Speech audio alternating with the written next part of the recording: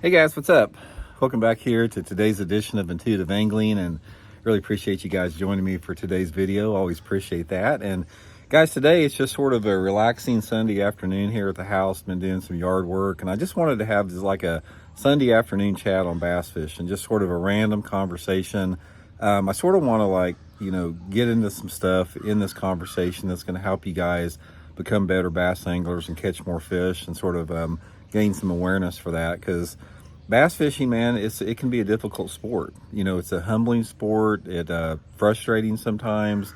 It's awesome at sometimes. One of the things about bass fishing is you're going to experience like the full gamut of the human emotions eventually if you do it long enough. So I just sort of want to give you guys some random thoughts I have today that I think you guys might enjoy hearing, that definitely going to help your fishing out.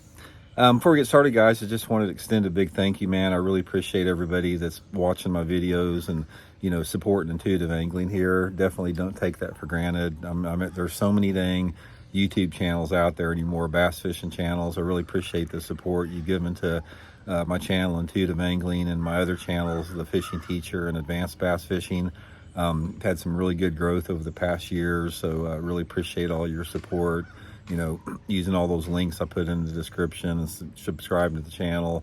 Just thank you very much for that. I want you to know that that's at the top of my mind all the time. Okay, let's just have sort of a random talk here, just some stuff that comes to the top of my mind that's really going to help you out. One of the things about bass fishing that you're going to have to realize is that you don't have a lot of control over it. Probably the people that I have bass fish that are sort of control freaks a little bit are the ones that really struggle with bass fishing. A lot of the people, I have a lot of friends that, are former military, veterans, that type of stuff. And a lot of my friends that are former military, they struggle a lot with bass fishing because the nature of their careers are used to having control of stuff. And you can't control fishing. You can't control bass. And that's frustrating at sometimes, because you have to realize that the art of bass fishing, and just the sport of bass fishing in general, it's one of the most difficult, complex, yet simple sports that there is, because you have so many variables in bass fishing. You have variables that are uncontrolled, like the weather and different type of environmental conditions, some stuff about the fish. And then you have a lot of control variables, like the type of knots you throw, the type of lure you throw, the areas that you fish. So there's this constant balance all the time, and this constant struggle between juggling the uncontrolled variables and the controlled variables to maximize your success. And the first thing I want to say before we get into this is you got to be kind to yourself, because bass fishing's a grind most of the time. And guys, if you fish public bodies of water like a lot of us do, it's not easy. A lot of times you're going to struggle more than you're not. Even if you're a really good angler, you're going to struggle more than you're not. Now, if you're one of those people that have access to private lakes or ponds, or you fish up north where there's not much fishing pressure, you don't really fully understand how challenging and difficult bass fishing is to most people across the country. So I just want to get that out in the front before we get started, is be kind to yourself, because you're going to struggle in bass fishing. You're going to have days that you don't catch very many fish, probably more than you do the ones you catch fish. Realize that you're not alone. Even top anglers fall into that category. So, don't get frustrated. Don't, just get all puffed up about it. Just realize that's the way it is.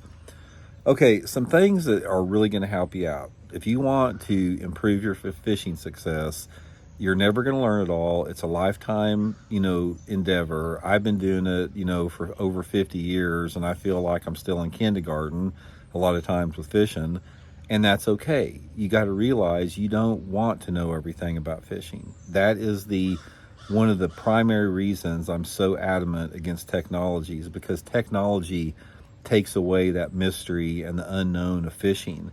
And once you do that, once you take away that mystery and the unknown of fishing, you diminish the experience of what fishing is. You have to really understand what I just said there. Even though you may be able to access information to know more about the fish from an artificial standpoint, like electronic technology or whatever, don't get sucked into that. Because guys, I can assure you that your fishing experience over the long term is going to diminish as you take away that unknown from fishing. You do not want to know everything. It's like when you pull up to a point to fish, the best thing that can happen is you roll into that point and you have no clue if there's a fish there. You can theorize. It's like the point may be, everything may be lined up with it. It may be a good time of year for it. Everything may be perfect, but ultimately you don't know if there's a fish there. If you roll into that same point and you graph that point with forward facing sonar or whatever, and you can see there's no fish there, or you can see there's fish there, you have taken away so much away from your experience by simply being exposed to that. It's like unwrapping your Christmas present the day before Christmas. It's the same type of thing. The anticipation of what those presents are, especially for kids, and the wonderment of opening it on Christmas morning is the same about pulling to that main lake point, not knowing what's there, and throw in there and catch a 2-pound bass. You don't want to open your Christmas presents the day before Christmas, and that's what technology does. Really try to grasp what I just said there, guys. A lot of people don't have the ability to grasp that. It's just like anything else in life. There's certain people and there's segments of people that simply can't grasp certain concepts for just the way their minds are worked, or the way their minds work. But really try as hard as you can to grasp that concept of how important the unknown is in fishing. It's really going to benefit you in the long term. Okay, next thing with that, what are some practical things you can do to really accelerate your success in a pure level from a healthy standpoint of becoming a better angler? And there's a lot of stuff that you can do with that. And a lot of this stuff, guys, it seems boring, but you can't discount how important it is. The number one thing, there's a bunch of things. Number one thing, and they're all important. It's not just because this is the number one doesn't mean it's the only thing you have to be aware of, because they all work in conjunction. The number one thing, guys, is you have to get to be able to be the best caster you can. If you can't put that lure where you want to, and you can't put it accurately where you want to, the number of bass that you're going to catch is going to be a fraction of what it rightly deserves to be. And I see this in my fishing all the time. A lot of the on the water lessons I do, or a lot of the guys I fish with that are co-anglers, they're learning how to bass fish. So they may not be the greatest casters. They're still in the process of developing those skills. And I could be all over the fish. I could tell them, put your bait right there. Not 6 inches to the left of there, not 6 inches to the right of there. Put it right there, because if you don't put it right there, you're not going to get a bite. Like throwing next to a dock or pitching it into a hole in the grass or a tree or something like that. And there's a lot of people that simply cannot do that. They can't put that lure where they want to put it. And as a result, the number of fish they catch is a fraction of what they should be catching. So do not underestimate the importance of spending time getting better at casting. You have got to do that.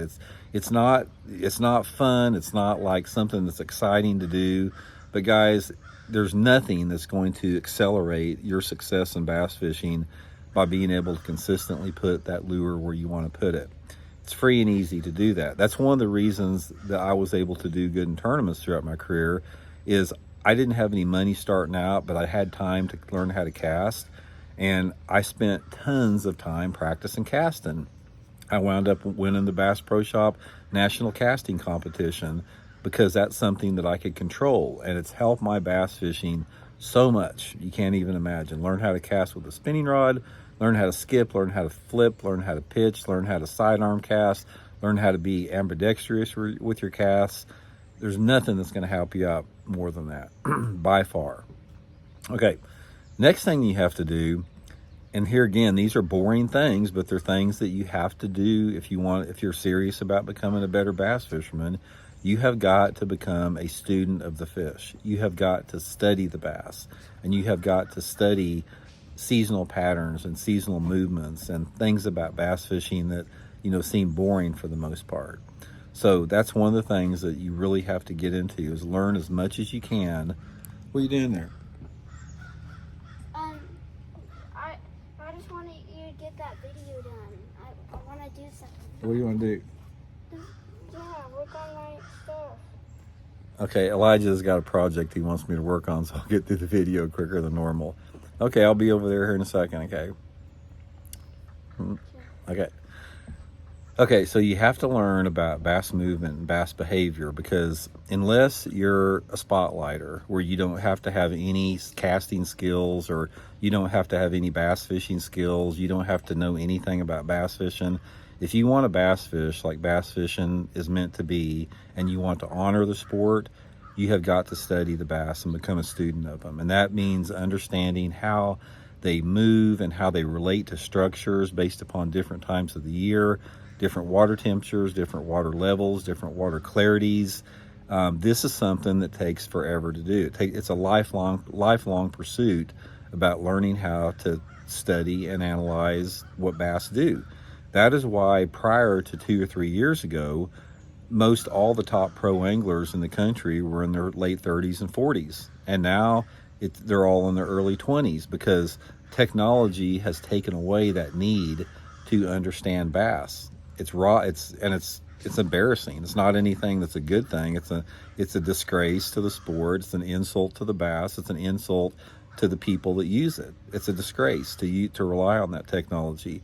So therefore, really spend time trying to understand your prey and your quarry. That once you do that, that's another thing that adds another layer of satisfaction to the sport, is when you put the pieces of the puzzle together and it unfolds for you on the lake. It's really going to help you out with that. Okay, the next thing with this, guys, is putting yourself around the fish. You know, in order to catch bass, you've got to be around the bass. And one of the biggest challenges that most anglers have is finding the bass. And the key is it's learning how to find the bass quickly, because eventually, if you fish long enough, even if you're just an average bass angler, you're going to run into the bass. But how long is it going to take? And as an angler, we want to get on the fish as quick as we can to start catching fish. So here's some things that you can do with that, especially if you're fishing larger lakes. You have got to realize that you can't do everything. You can't fish every lure in your tackle box. You can't cover every inch of the lake. You have to pick and choose where and how you want to fish on the lake that you're fishing. So if you're fishing a large impoundment, 30, 40, 50,000 acres, like a lot of them are in the country here, you have got to get that lake down into a manageable size in order to really locate those fish. And the part of that lake that's going to be good based upon when you're there changes all the time. And that's therefore the need to understand seasonal patterns. It's like just, a real general rule of thumb. It's like, for example, in the colder months, usually you need to be in cleaner water. So therefore that's going to be more conducive to the lower end of a lake. If it's springtime of the year, the fish are going to be thinking about spawning. They're going to be on the flatter protected banks and the coves. Summertime, they can be out deep. They could be up in stained water up the river. Every single month, the bass change where they're going to be at. So once you understand seasonal movements and patterns, you can put yourself in the best area of the lake every time you go there without even knowing anything about the lake. It's like, you can tell me, like in my own situation, you can say, Randy, I'm going to take you to a 30,000 acre lake that you've never seen before. And I want you to find bass as quick as you can. The only thing I need to know on that is you tell me the water temperature, you tell me the water clarity, and you tell me the predominant cover on the lake. If you give me those 3 bits of information, I will be able to tell you the best place on the lake month by month. That's all you need to know, because every single application to finding bass can be relegated to those 3 elements there. And it's really important that you gain an understanding with that. So casting, seasonal patterns, understanding those bass, being able to narrow down a lake, really, really important elements to finding fish with that. On a more practical, fun level, lures. A lot of people on these YouTube videos, the lure videos are very popular because they give immediate gratification. And that's one thing about humans, guys, is humans love immediate gratification. That's why people would rather be entertained than educated. There's most of the people, if you've made it this far through this video, you're a type of person that would rather be educated than entertained. If you are a type of person that needs to see fish being caught, you probably tuned out long ago. So that's one of the things you have to remember with that, is another aspect of it. So a lot of different factors that go in with fishing here, just so many different factors that determine the success that you have. Those are a few of the practical ones with it. Back to the baits real quick, is understanding lure profile, lure category, and colors is a big deal to choosing the right bait for the situation. It's like, you got to understand the mood and the personality of the fish. Do they want a lure that, is on the bottom? Do they want something from the surface? Do they want something coming through the water column? Do they want it slow? Do they want it medium? Do they want it, fast retrieve? Do they want straight retrieve? Do they want stop and go? Do they want a clear bait? Do they want a bright colored bait? Do they want, a large profile? There's an endless amount of information as far as selecting the right bait. And again, selecting the right bait is in correlation with the seasonal patterns and movements of the fish and the mood and the personality of the fish. And while there are guidelines to that, ultimately you have to figure out what the fish want day to day, and that's through experimentation. So one quick thing that I can give you about lures: use the 15-minute rule. If you got a bait you want to try, give it 15 minutes. If it doesn't work, try a different color, different size, different category of lure. Try it for 15 minutes. If it's a good lure and you're in an area that has some bass in it, you're probably going to get bites if you hit on the right thing. But don't get lazy and throw the same bait all day long. Most of the time, you've got to be digging in your tackle box all the time, and it takes effort to do that. That's why a lot of people don't do it. But just use your imagination and your creativity, and never ever underestimate that. In my opinion, showing the bass something that they have never seen before, whether it be a color or a technique or a presentation, is more important than things like the type of color of lure you use, or the profile, or the brand of lure. You always have to show them something different, and realize that every single person out there has their own unique way of interpreting and viewing what a type of area, what a good lure is in a good situation. It's like if you and I were fishing in the boat together and we're working down a stretch of riprap bank, I might choose a jerkbait or a topwater, and you might choose a shaky head or spinnerbait. And sometimes my way is going to work, and sometimes your way is going to work, sometimes better than the other. But experimentation is really the only way you find out about that. So don't be afraid to try something off the wall or something you've never seen before. But anyway, guys, I got to get over here with Elijah. He wants to do a project. I could go on and on. Just a quick little conversation this afternoon. Hope it helps you guys catch some, and we'll talk later.